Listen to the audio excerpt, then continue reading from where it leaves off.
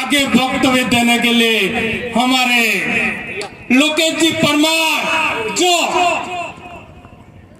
पेड़ बचाओ और पेड़ लगाओ एक अभियान लेके घूमे थे, उनको लाख लाख जोहार एक इस मुहिम को चलाने के लिए। तो उनका ओजस्वी वक्तव्य सुनने के लिए आज हमारे बीच में लोकेश जी परमार। बहुत बहुत धन्यवाद संचालक महोदय। आज यहाँ कानूवाड़ा की धरती पर पधारे तमाम हमारे फिर प्रदेश क्षेत्र से मातृशक्ति पिता तुल्य बुजुर्गगण एवं हमारे बीच में पुलिस प्रशासन भी आई है, उनका भी तहे दिल से आभार।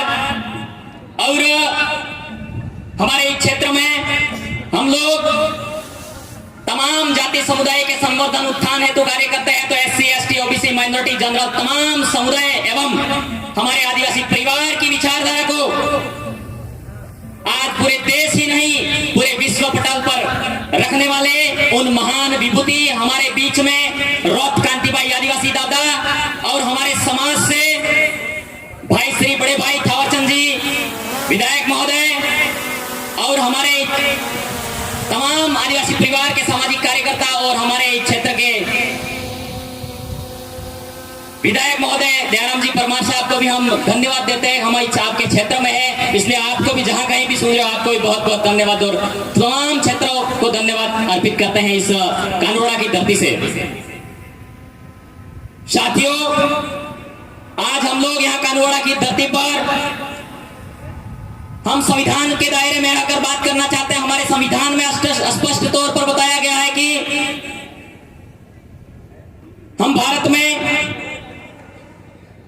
सामाजिकता को एक कैसे करें, शिक्षा को लेकर कैसे काम करें, स्वास्थ्य को लेकर कैसे काम करें। प्रदेश अध्यक्ष दिनेश जी खानन साहब, उस प्रकार से हमको तमाम प्रकार के संविधान में जो हमें मूलभूत बातें दी गई है उसके अकॉर्डिंग बात रखते हैं। समस्या ये आ रही है कि हमारे इस क्षेत्र में शिक्षा में बहुत बड़ी गिरावट आ रही है, तो हमारे वाले युवाओं को ज्यादा से ज्यादा पढ़ने की जरूरत है। और स्वास्थ्य की स्थिति में बात करूं, बहुत ही ज्यादा हमारे इस क्षेत्र में आज खेरवाड़ा क्षेत्र की बात करें, हमारे खेरवाड़ा क्षेत्र में अस्पताल की सुविधा है, स्टाफ की सुविधा है, बशर्ते हमारे वहां तकनीकी सुविधाओं का अभाव होने के खातिर हमारे जिला मुख्यालय उदयपुर होने के उपरांत हमारे जो प्राथमिक उपचार करने के बाद हमारे यहाँ क्षेत्रवासियों को स्वास्थ्य की सुविधाएं मुहैया नहीं हो पाती है। रास्ते में ही हमारे साथियों की और भाइयों की और बहनों की डिलीवरी केसेस में मृत्यु हो जाती है। हम शासन प्रशासन से इस मंच के माध्यम से यही आग्रह निवेदन करना चाहते हैं कि आप हमारी बात को, सोशल मीडिया के तमाम भाई हैं, इस बात को आगे रखें और हमारे इस क्षेत्र में जो अस्पताल है हमारा खेरवाड़ा का, उस अस्पताल में ब्लड बैंक की सुविधा मुहैया करवाने में प्राथमिकता करें। और हमारी माताएं बहनें उसमें खून की कमी पड़ती है और एक्सीडेंट के तौर पर प्राथमिक उपचार में खून की बहुत जरूरत पड़ती है। तो मेरी माताएं बहनों से विशेष अनुरोध है कि आप लोग खाना खाइए, अंधविश्वास में मत रहिए। अंधविश्वास में रहने के कारण हम लोग कहीं ना कहीं हमारे रक्त होता है वो कम होता है, हीमोग्लोबिन प्लेटलेट्स की कमी होने के कारण हमारे वाली महिलाओं की बहुत सारी कमियां महसूस होने के कारण अस्पताल में ही मृत्यु हो जाती है, घर को नहीं आ पाती है। इसलिए माताओं बहनों, दिन में 2-3 बार खाना खाइए, आप लोग मजबूत रहिए, स्वस्थ रहिए, अच्छे रहिए, तब जाके हम इस क्षेत्र के उत्थान के लिए काम कर पाएंगे, प्रगति के लिए काम कर पाएंगे।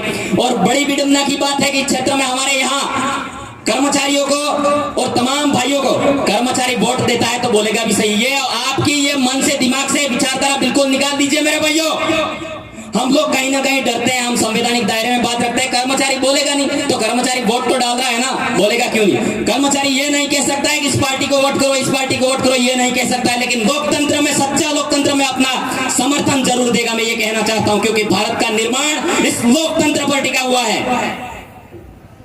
तो हमारे इस क्षेत्र में आज मैं स्पष्ट रूप से बता देना चाहता हूं, हमारे इस क्षेत्र में नेता होते हैं, हमारे भाइयों के नाम लेने में हमें क्या आपत्ति होनी चाहिए बताइए आप। आपत्ति होनी चाहिए?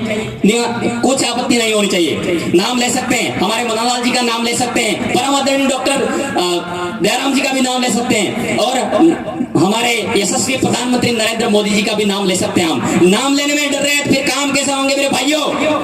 हमारे अभी राजस्थान के शौर्य में और परंपरा में जो हमारी नब्बी की बुक है उसमें 42 पेज नंबर पर लिखा हुआ है भीलराज एकता कायम करने के लिए भील प्रदेश बनाने को लेकर हमारे गोविंद गिरी बंजारा परिवार से थे। तो हम आदिवासी परिवार है, वो भील समुदाय के, हम फिर भी उनका हक नहीं कर रहे। हम कह रहे हैं वो बंजारा थे और हमारे भीलों को एक करने में उन्होंने एडी से चोटी तक खून पसीना बहाकर एक करके हमारे भीलों को एक करने के लिए मानगढ़ पर एकता के सूत्र में अनुशासित तरीके से वो अंग्रेजों के सामने लड़े थे। और लड़ाई के दौरान वो लड़ाई इतनी सस्ती नहीं थी, सब्जी बेचने वाला इतिहास नहीं था। आप लोग कागजों से निकाल दोगे अभी बुकों से। मैं खुले मन से कह देना चाहता हूं कि वहां इतनी भयंकर गोलीबारी हुई थी। गोलीबारी होते समय हमारी महिलाओं का एक धड़ कट गया था। धड़ कट जाने के बाद में उसका छोटा बच्चा था, नवजात छोटा बच्चा था, उसके स्तन पर दूध दूह रहा था। उस टाइम अंग्रेजी कर्नल डायर को अफसोस हुआ कि अब इस बिल्कुल उसको मर्म हुआ, दया आई। दया आने पर उनको तुरंत आदेश जारी किया गोलीबारी बंद की जाए। ऐसा हमारा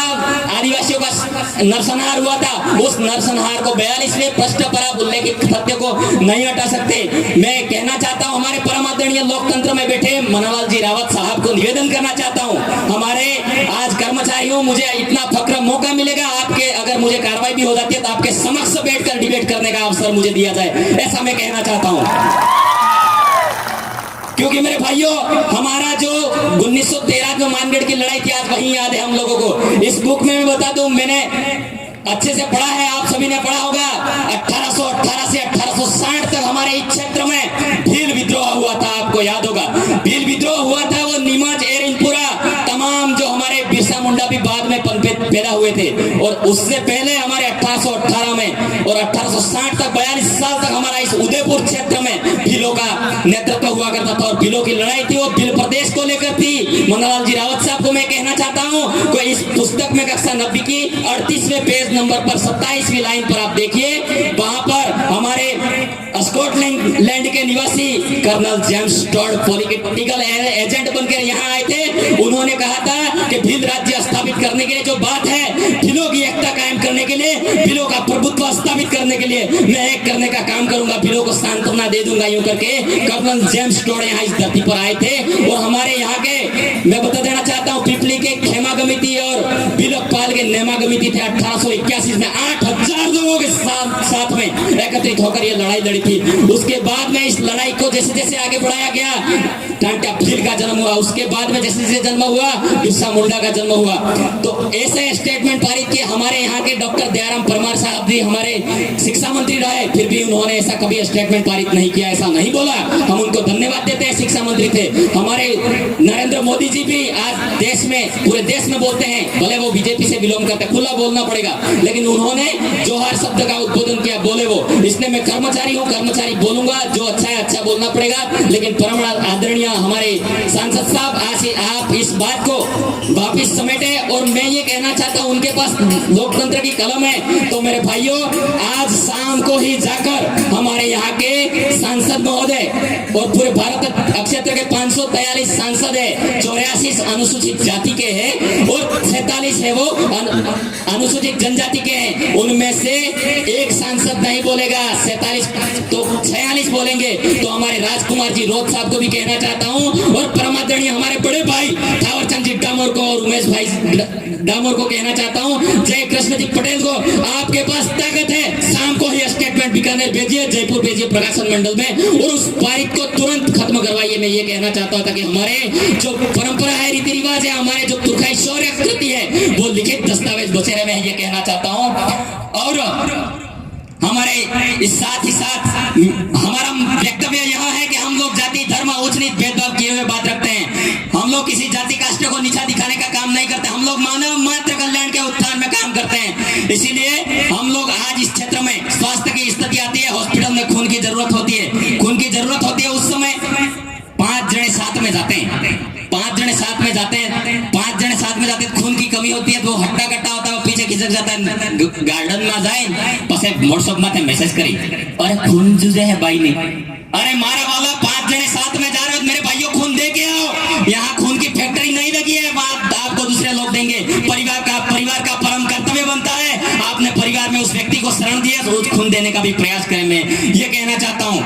और साथ ही साथ हमारे यहाँ के सांसद महोदय को हमारे ध्यान आकर्षित करवाना चाहूंगा। हमारे मैं जहाँ पढ़ाता हूँ राजकीय उच्च माध्यमिक विद्यालय सरवण में 12वीं तक स्कूल है, 3 कमरे हैं। आप मौके पर आइए और हमारे स्कूल को प्रस्ताव अनुमोदन करवा के हमारे कमरों का जो व्यवस्था करवाइए। और इस क्षेत्र में स्कूल से तो पानी टपकता है और मंदिरों पे सोना जड़ा है, इसलिए हम ये कहना चाहते हैं कि हमारे यहाँ की बिजली, लिखाई, पढ़ाई, शिक्षा, बेरोजगारी को लेकर आप बात करें यूं करके हमने लोकतंत्र में भेजो, हमारा हक है, हमें बोलना पड़ेगा। हम आपके बेटे हैं, कुछ भूल हो जाए तो मुझे अकेला पर्सनल मैसेज करके भी बुला दीजिए, मैं आपके सामने डिबेट करने के लिए तैयार हूँ। इसीलिए आप मैंने जो बताई थावरचंद जी, आज ही एमएलए साहब को मैं निवेदन करना चाहता हूँ, बड़े भाई को आज ही स्टेटमेंट, आपके पास में भी कलम की ताकत है, और शाम को जाकर आप स्टेटमेंट पारित करें ताकि हमारे जो मानगढ़ के तथ्य को लेकर रोका जाए।